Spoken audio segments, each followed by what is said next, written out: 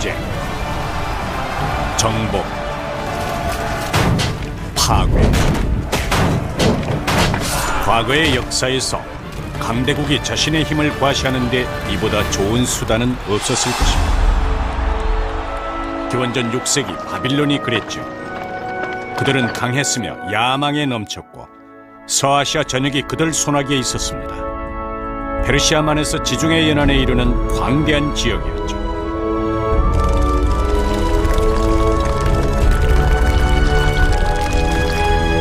이 제국의 수도는 실로 놀라웠습니다.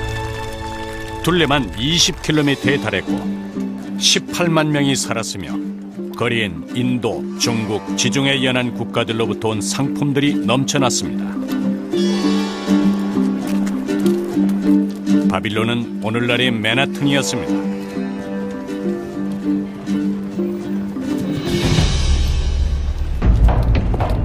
바빌론의 왕 네부카드네자르 2세는 정복자이자 건설왕이기도 했죠. 그는 바빌론이 세계 중심임을 입증하기 위해 탑을 건설했습니다. 바벨탑입니다. 탑은 순전히 흙으로만 건설됐으며 오늘날의 30층 높이와 맞먹습니다. 네부카드네자르 2세는 이 탑의 꼭대기에 도시의 주신인 마르둑을 안치했습니다. 마르둑은 모든 신들의 왕이기도 했죠. 하나, 이 바벨탑보다 후세에 더 유명해진 건축물이 있습니다. 네부카드네자르 2세가 신이 아닌 사랑하는 한 여인을 위해 건설했다고 전해지는 이것, 바로 공중정원입니다.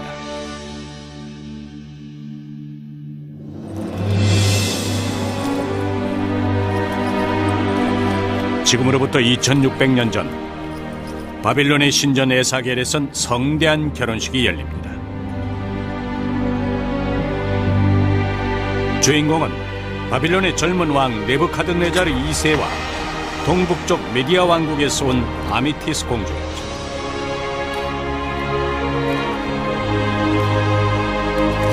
얼핏 평범해 보였지만 사실 이 결혼식은 엄청난 정치적 의도를 가지고 있었습니다. إن الملك البابلي نبوخذ الثاني 600 قبل الميلاد حاول إضعاف أو إسقاط الإمبراطورية الآشورية بتعاونه مع الملوك الميديين وعلى الأخص كإخسار. 티그리스와 유프라테스 강이 흐르고 있는 서아시아는 당시 바빌론과 아시리아 그리고 동북쪽의 메디아 왕국이 팽팽한 세력 다툼을 하고 있었습니다. 그런데 바빌론의 네부카드네자르 2세와 메디아 왕국의 키악사레스 왕이 결혼 동맹을 맺음으로써 세력 균형이 깨지고 만 것입니다. 바빌론과 메디아 연합군은 아시리아로 쳐들어갔죠. 결국 아시리아는 기원전 612년 수도인 니네베가 함락됨으로써 멸망하고 맙니다. فقد تزوج ابنته الأميرة الميدية أميتس تقوية أواصر العلاقة بين البابليين والميديين وذلك لإسقاط بابل والذي أدى هذا التحالف أو التعاون إلى إسقاط العاصمة الآشورية نينوى في عام 612 قبل الميلاد.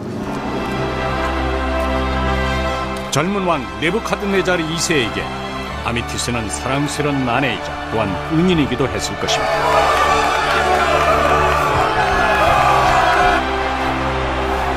그리하여 네부카드네자르 2세는 세상에서 누구도 가질 수 없고 그 어떤 것보다도 아름다운 선물을 아미티스에게 주기로 했죠. 이것이 바로 그 유명한 공중정원입니다. 공중정원은 얼마나 아름다웠을까요?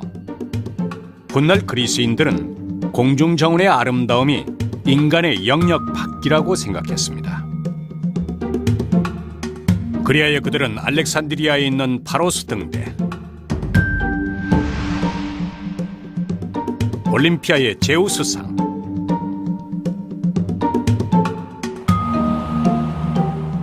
할리카르나소스에 있는 마우솔로스 능묘,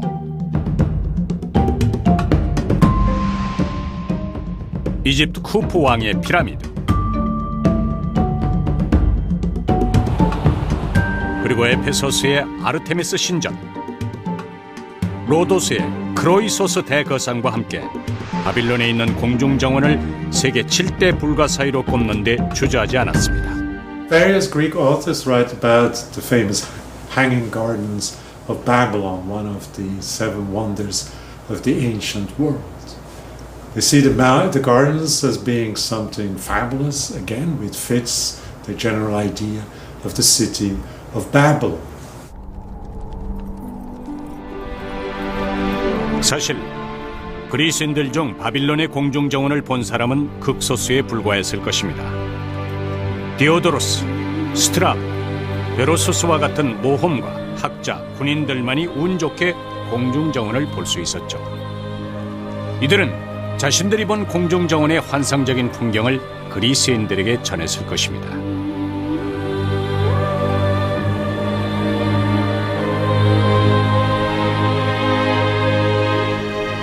이곳이 그리스인들이 공중정원이 있었다고 말한 바빌론입니다. 바빌론은 이라크의 수도 바그다드에서 남쪽으로 약 100km 지점에 위치하고 있죠.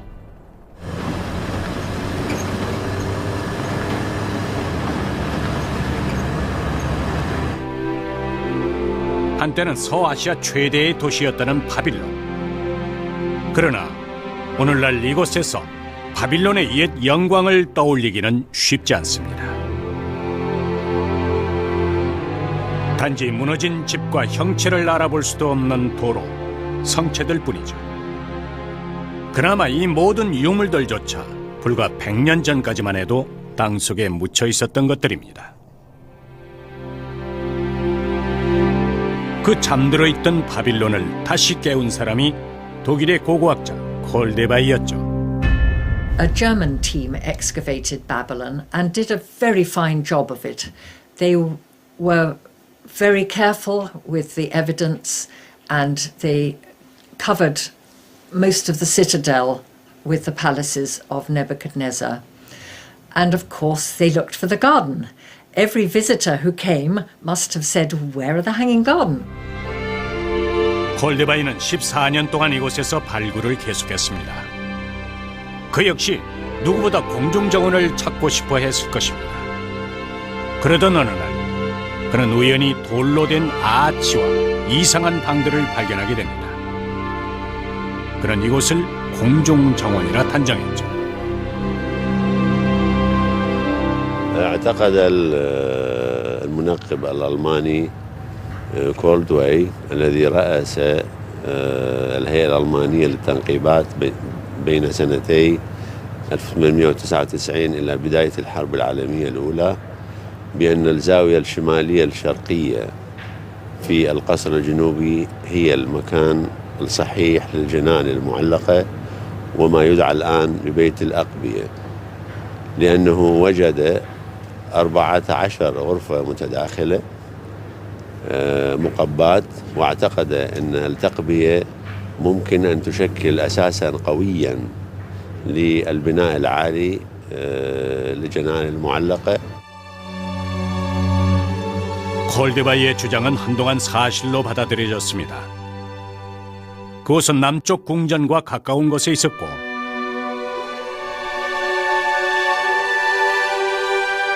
지하엔 이처럼 구운 벽돌로 견고하게 건축된 14개의 방이 있었습니다. 콜데바이는 이것이 공중정원에 물을 퍼올리던 기계실이 있던 곳이라 주장했습니다.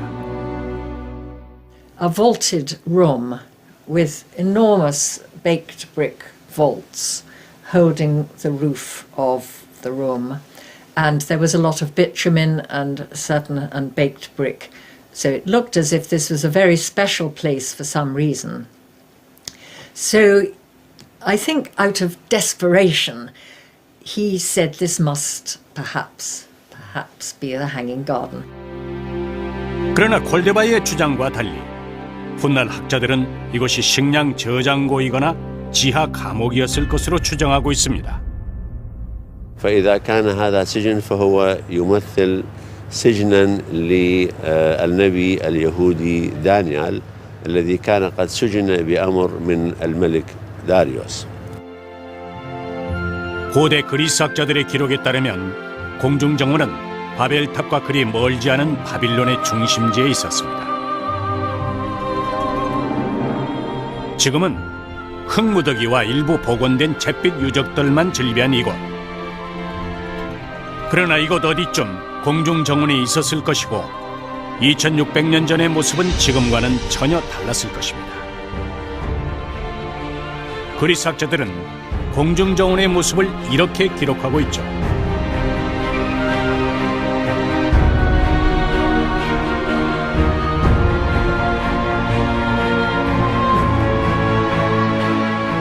온통 향기로 가득했다. 포도나무처럼 주렁주렁 열린 석류나무는 잔잔한 미풍의 향기를 실어보내고 있습니다. 헛볼수에서 튀는 물방울은 마치 하늘의 비율처럼 반짝였다. 공중정원엔 엄청난 양의 물이 필요했을 것입니다. 때문에 유프라테스 강과 인접한 곳이 아니면 불가능하다는 주장이 설득력을 얻고 있습니다. مبررا ذلك بأن وجوده أو عثوره على جدران عريضة جدا ممكن أن ترفع الجنان المعلقة ووقوعها المباشر على نهر الفرات الذي يؤمن سقي المزروعات من نهر الفرات مباشرة أي من مكان مصدر مائي قريب لهذا المكان. 발굴을 통해 콜데바이가 최초로 주장했던 공중정원의 위치는 왕궁 내부 아련실과 가까이 있습니다. 유프라테스 강까지는 상당한 거리가 있죠. 때문에 최근 학자들은 유프라테스 강과 인접한 성벽 안쪽에 공중정원이 있었을 것이라 추정하고 있습니다. 무엇보다 왕궁 내에 여성 거주지와 가깝다는 이유가 크게 작용했습니다. 실제로 1세기 그리스 학자 스트라보는 공중정원에 대해 이렇게 기록하고 있습니다. 가장 중대한 이야기는 정원 양옆에 수차였는데 수차의 임무는 하루 종일 유프라테스 강에 물을 퍼올려 정원에 붓는 것이었다. 이처럼 공중정원은 사랑하는 왕비를 위해 건설했다는 그 아름다운 이야기만큼이나 아직도 베일이 쌓여 있고 논란도 많습니다. 과연 공중정원의 자리는 콜데바이의 주장에 오를까요? 또 다른 주장도 있습니다. There was another suggestion for where to put the garden, relying on the fact that it was said to be beside the river Euphrates. And they put it right beside the river Euphrates. But unfortunately, all the walls of Babylon, which are enormous, are in between the garden and the palace. So the king couldn't just walk out of his palace. He'd have to get over all these walls or go through the gates. I mean, it wouldn't have been, you know, one wants to step out of one's palace into the garden. That's the point of it being a palace garden. 영국 옥스퍼드 대학의 스티파니 달리 교수의 주장에 따르면 공중정원은 바빌론이 아니라 바빌론 서북쪽 티그리스 강변에 있는 니네베라는 도시에 있었다는 것입니다.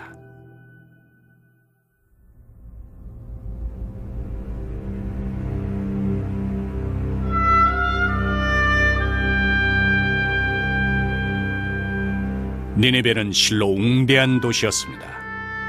고대 오리엔트에 최초로 세계 제국을 세운 아시리아의 수도이기도 했죠.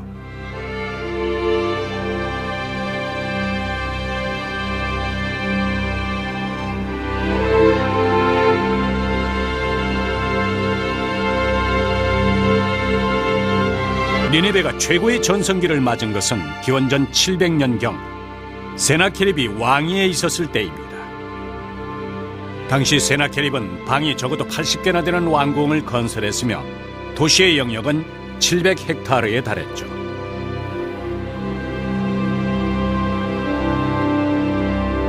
학자들은 훗날 그리스 사람들이 니네베를 바빌론으로 착각했을 가능성에 주목하고 있습니다. 바빌론은 신에게 향하는 문이라는 뜻을 갖고 있는데 니네베인 신의 이름을 딴 성문들이 많았다는 것입니다. And when Sennacherib did some rebuilding in Nineveh, he changed the names or added new names to the gates, which were the names of the gods and goddesses. So it was easy to consider Nineveh as another Babylon. 아시리아의 수도 니네베를 관통하고 있는 티그리스강. 강 주변엔 지금도 희미하게나마 옛 아시리아의 유적들이 평온의 황량함을 지키고 있습니다. 세나케립에 이어 기원전 7세기 말 왕위에 등극한 아슈르바니팔 왕은 아시리아에 새로운 전성기를 가져다 줍니다. 그는 왕궁을 건설하고 세계 최초의 도서관을 설립한 다음 온 나라 안에 있는 당시의 고대 문헌들을 모아 베껴 쓰도록 지시했습니다. 이처럼 국가 권력이 안정되자 지배자들은 전쟁보다 문화적 향유를 위해 보다 많은 시간을 보내게 됩니다.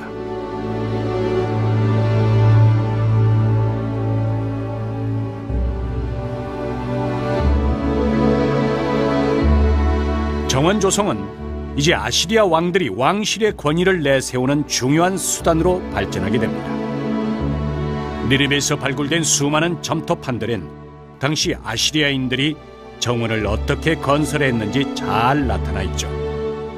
One relief that is preserved but very damaged in the British Museum, and then the drawing that was made of one which did not survive to be brought back to a museum. And those two pictures give us quite a clear idea, I think, of how the garden looked. When the water came to the end of the aqueduct and flowed downhill, it divided into different streams. 실제로 이 부조를 보면 정원 전체에 어떻게 수로를 배치했으며 또 어떤 방법으로 물을 끌어들였고 공급했는지를 알 수 있습니다. 심지어 그들은 물을 공급받기 위해 산에 터널을 뚫기까지 했던 것으로 알려졌습니다. It is 50 kilometers of water engineering to bring mountain water all the way from the mountains down to Nineveh, feeding in other water courses and bringing it in at the right level for the garden. This is a fantastic achievement which would have been hugely admired by the Greeks and the Romans.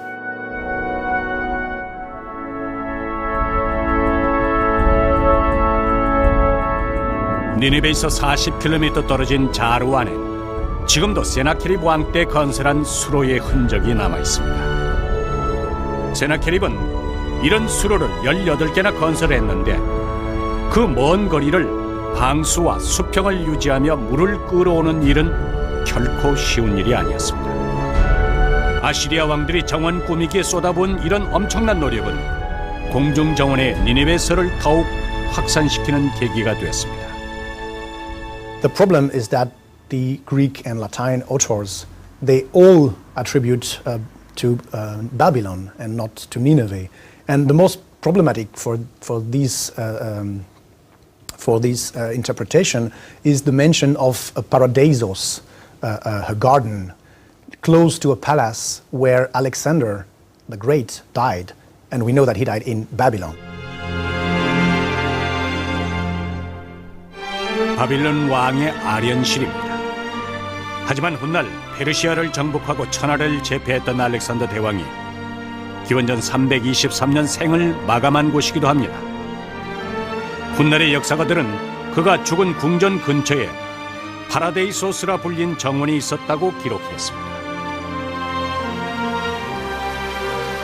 그렇다면 이들이 말한 파라데이소스라 불렸다는 정원이 공중정원은 아니었을까요? 기원전 6세기 바빌론은 최고의 전성기를 구가하고 있었습니다.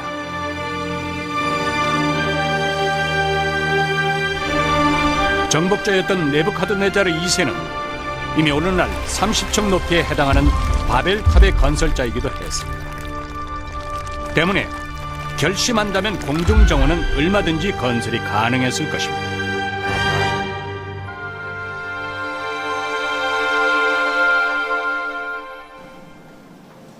그리스의 한 도서관. 우리는 이곳에서 공중정원에 대한 단서를 제공해줄 또 한 명의 그리스 학자를 만날 수 있었습니다. 그의 이름은 디오도로스. 시실리 태생의 역사가였던 디오도로스는 세계 역사에 대한 여러 권의 저수를 남겼는데 특히 제2권에서 바빌론의 공중정원을 다루고 있습니다. 정원의 길이는 각 방향으로 123m이다. 진입로는 언덕과 같이 경사지였고 계단식으로 올라가는 구조였다. 전체적인 모습은 노천극장을 연상시켰다.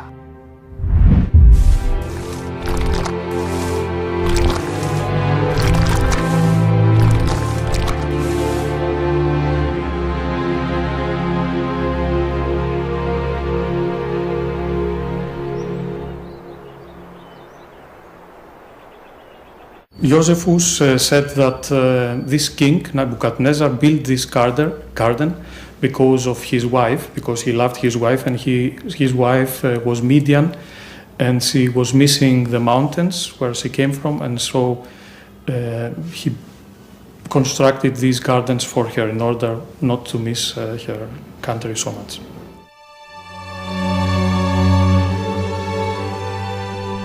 사막 한가운데로 시집온 아미티스는 외로웠을 것입니다. 그는 심한 향수병을 앓기 시작했고 고향의 높은 산과 계곡, 맑은 물과 푸른 나무들이 무성한 풍경을 몹시도 그리워했습니다. 네부카드네자르 2세는 그런 아내 아미티스를 위해서 뭔가를 하지 않으면 안 됐죠. و این از این مناظر خاطره داشته و این باعث می شده که دلتنگ بشه برای کشورش و برای وطنش. 결국 네부카드네자르 2세는 아내가 그리워하는 고향 풍경을 옮겨주기로 했습니다. 물론 바빌론의 건설자들은 사상 최고의 정원을 건설하는 데 충분한 기술을 갖고 있었죠. 무겁고 높은 건축물을 짓기 위해 가장 먼저 그에 걸맞는 기반 공사가 필요했고 건설자들은 충분한 깊이까지 모래를 파내야만 했습니다.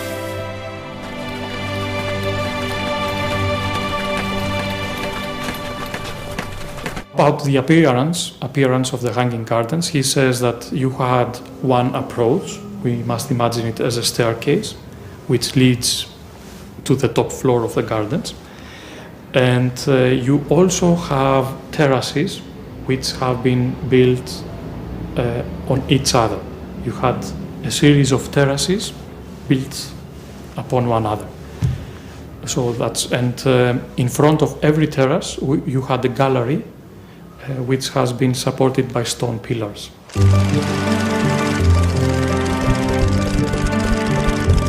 기반 공사가 끝이 나자 기술자들은 먼저 지름 1m, 높이 5m인 아치형 기둥들을 폭 123m의 면적 위에 빼곡하게 세웠습니다.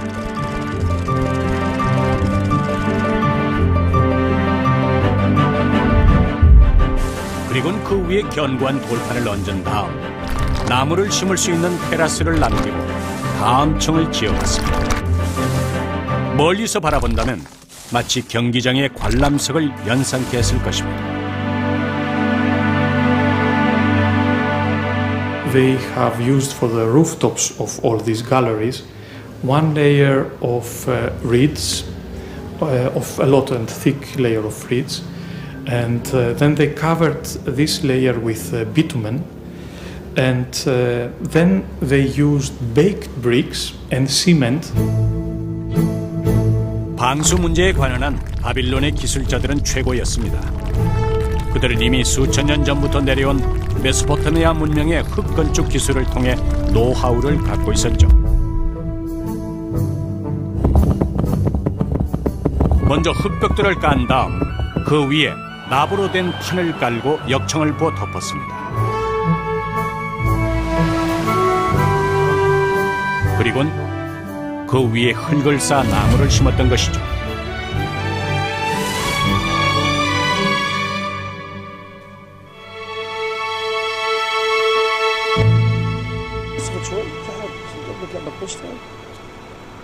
실제로 바그다드 서쪽 히트 지역엔 지금도 수천 년 전 방식 그대로 역청을 채취하는 곳이 있습니다.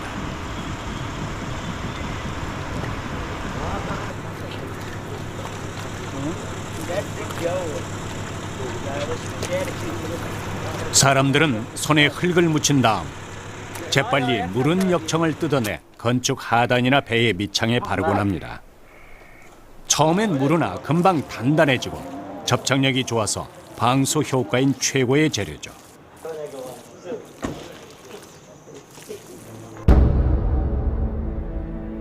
그렇다면 어떤 나무들이 심어졌을까요? 왕비의 향수병을 치료하고자 했으므로 당연히 왕비의 고향에 있는 꽃과 나무를 옮겨오고자 했을 것입니다. 그곳은 바빌론으로부터 동북쪽으로 500km 떨어진 엑바타나였죠.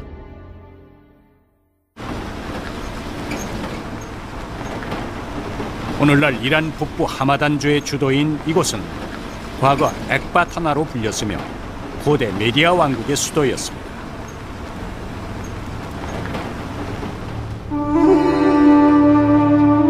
해발 4,000m에 달하는 자그로스 산맥 중 1,800m 고원에 위치하고 있어 서늘하고 강수량이 많은 곳입니다.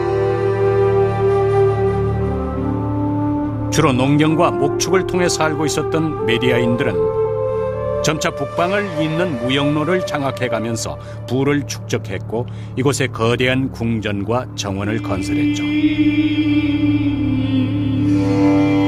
그리하여 기원전 549년 페르시아의 키루스 대왕에게 멸망될 때까지 엑바타나는 약 100여 년간 최고의 전성기를 구가했습니다.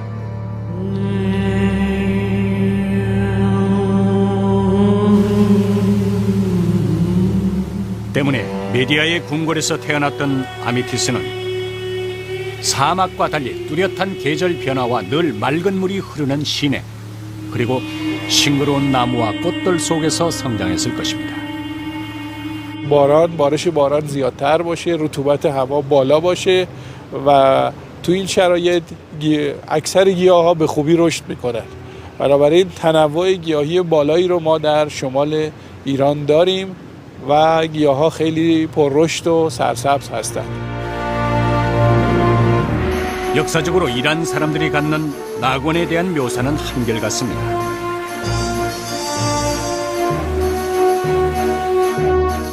천국은 푸른 녹지로 돼 있고 아름다운 꽃과 열매가 가득하다. 그곳엔 꿀과 우유가 흐르며 수로와 연못이 많다. 이런 이란인들의 낙원에 대한 인식은 고대의 수많은 정원을 탄생시킨 배경이 됐습니다. 그들은 지상의 천국과 유사한 풍경을 만들어내고 싶어 했죠.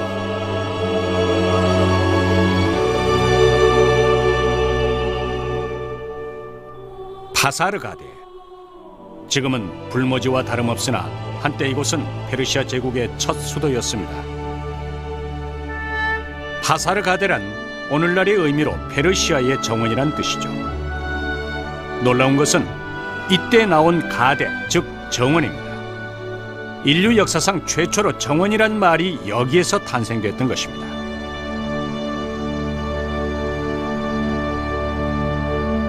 یعنی اون چیزی، اون تصوری که ما راجع به باغ معلق بابل داریم توی همین تصویرهای خیالی که نقاشا اولین بار در قرن 17 میلادی 16 میلادی کشیدن، در این تصویرها ما شبیهش رو اصلا اثر تاریخیش رو در پاسارگاد و بعد در تخت جمشید داریم.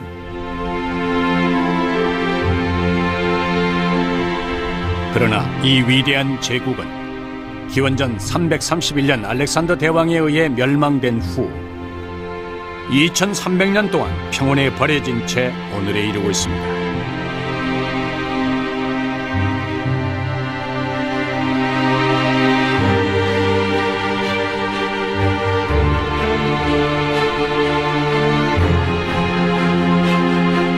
과연 이들은 어떤 정원을 건설했기에 훗날 유럽 정원의 모델이 됐을까요?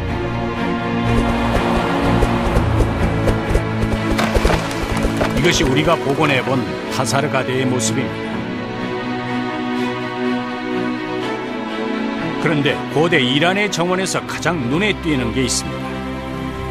어디에든 물을 뿜어내는 분수가 있다는 것이죠.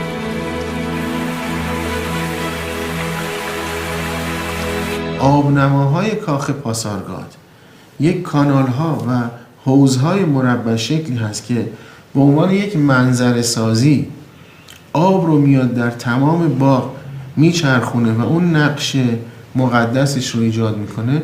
از نظر عمل کردی هم میاد آب رو پالایش میکنه و تمیز میکنه. 고대 페르시아 정원,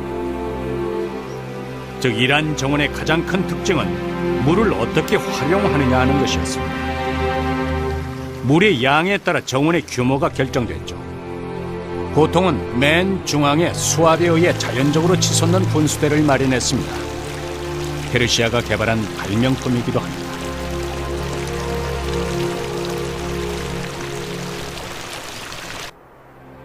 정원 곳곳에는 꽃을 비롯해 석류, 호두, 감, 귤 등을 심었는데 이런 식물들 역시 수로의 방향에 따라 구역이 정해졌습니다.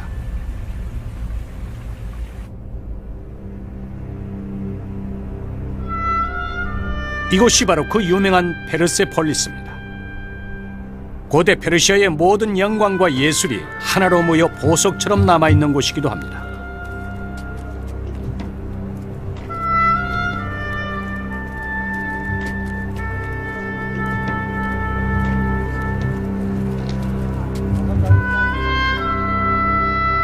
산비탈을 깎아 모두 12만 5천 평방미터의 구릉지에 건설된 이 도시는 기원전 330년 알렉산더 대왕에 의해 파괴될 때까지 페르시아의 궁전이었습니다. 그런데 학자들은 유적지 조사 과정에서 이 건축물 곳곳에 테라스, 즉 정원이 존재했음을 알게 됐죠. و اونجا تراس هایی وجود داره که فرم تراس کاملا روشن میکنه مثل تراس تخت جمشید که بعداً از این الهام گرفته شد. این تراس ها سبز بودن، باغ بودن. 궁전을 건설할 때 기술자들은 가장 먼저 수로를 어떻게 배치할 것인지를 고민했을 것입니다. 다행히 페르세폴리스는 산비탈에 있었기에 그곳으로부터 물을 공급받아 테라스에 흐르도록 할 수 있었습니다. 때문에 이곳은 건조 지역임에도 불구하고 사철 푸르고 향기로운 꽃과 나무들로 가득했을 것입니다. اینکه ما روی دیوارهای تخت جمشید این اثر رو میبینیم، اینها ادامه فرهنگیه که از دوره ماد هنوز تو ایران رایجه. 그러나 공중정원은 나무를 구해오는 일부터 결코 쉽지 않았습니다. الأميتيس التي جلبها من الجبال شمال العراق أو شمال جنوب إيران، وقد حاول عمل شيء مشابه للطبيعة التي كانت تعيش فيها، وجلب لها الأشجار والأزهار من كل أنحاء العالم. 마차의 행렬이 장관을 이뤘을 것입니다. 짐꾼들은 석류나 야자나무 등 200여 종류의 수목과 함께 온갖 진귀한 꽃들을 바빌론으로 옮겼죠. 장렬하는 태양 아래서 나무들이 말라 죽지 않게 하는 것도 큰 문제였을 것입니다.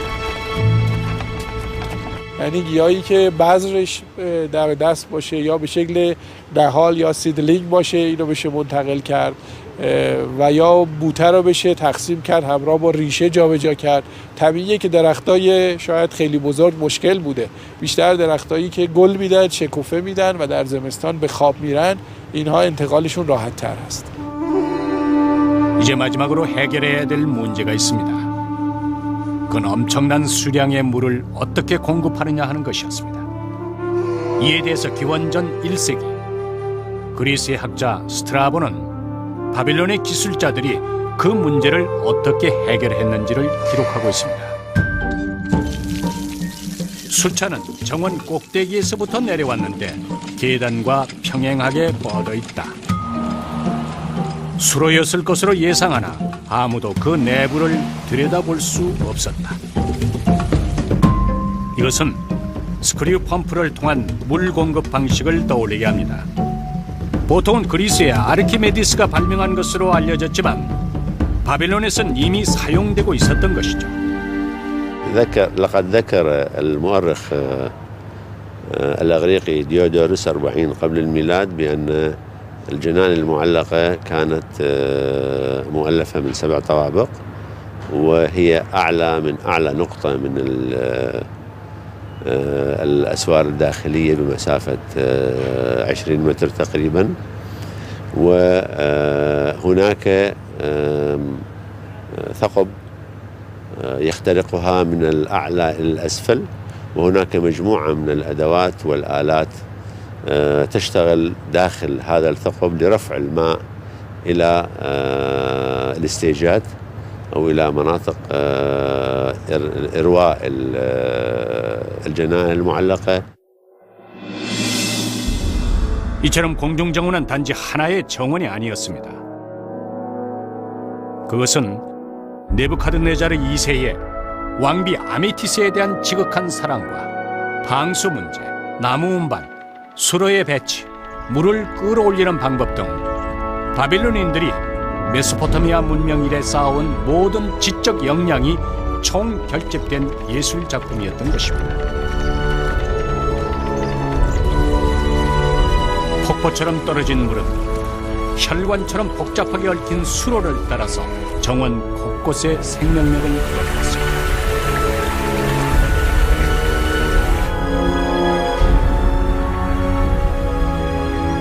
누구라도 이것을 방문했다면 울창한 산림 속에 들어와 있는 느낌을 받았을 것입니다.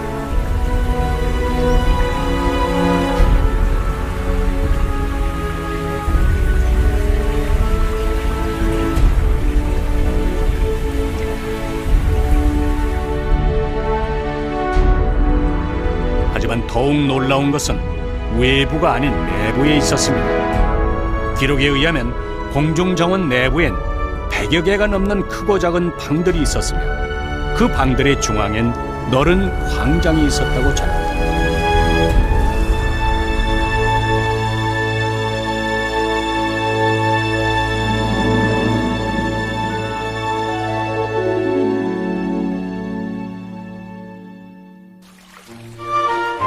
천창을 통해 은은한 빛이 들어왔을 광장 가운데인 더위를 식혀줄 목욕탕도 있었습니다.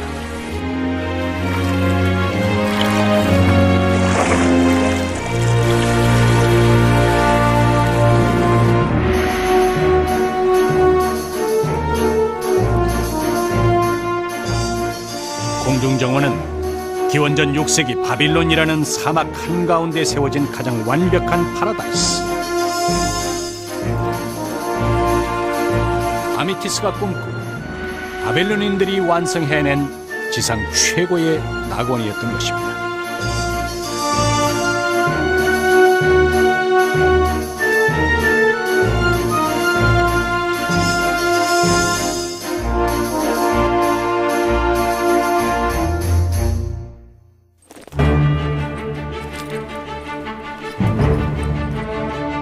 이처럼 고대 그리스인들이 세계 7대 불가사의로 불렀던 공중정원은 네부카드네자르 2세와 아미티스 공주의 사랑으로 건설됐습니다.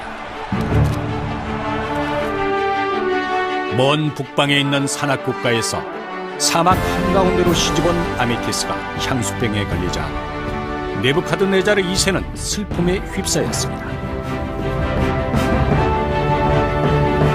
네부카드네자르 2세는 그녀가 그리워하는 고향의 풍경을 고스란히 그녀 곁에 옮겨줌으로써 아내인 아미티스를 위로해주고 싶었죠.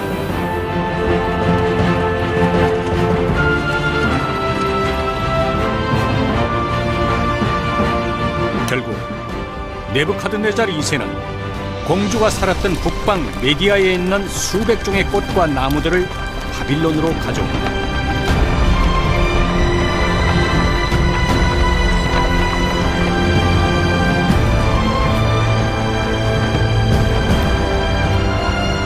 그리하여 바빌론의 불가사의한 건축물 공중정원이 탄생했던 것입니다.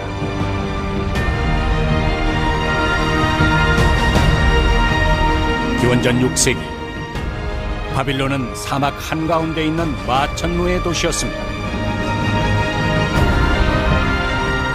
그곳엔 크고 장엄한 아름다운 이슈타르 문이 있었고 오늘날의 30층 높이에 해당하는 세계에서 가장 높은 바벨탑이 있었습니다.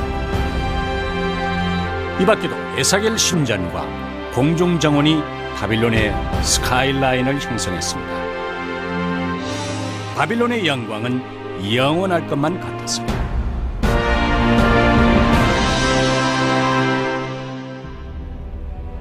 하지만 바빌론은 네부카드네자르 2세 사후 권력 다툼이 벌어졌고 결국 그가 죽은 지 43년 만인 기원전 539년 페르시아의 침략을 받고 맙니다. 모든 것이 불타버렸죠.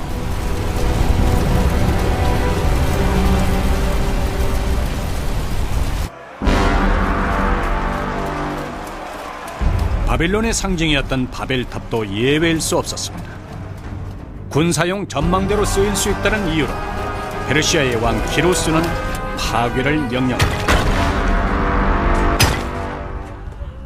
The city of Babylon was the imperial capital of Nebuchadnezzar and his successors, and was a capital city, had been a capital city for 1200 years by that time. But when the Babylonian Empire fell in 539 BC to the Persian conqueror Cyrus, Babylon became only a provincial capital in the Persian Empire. 그 후 바빌론은 재건되지 못했습니다. 불길과 함께 바빌론의 영광도 영원히 역사 속으로 사라지고 말았죠. 이것이 우리가 아는 전설의 도시 바빌론입니다.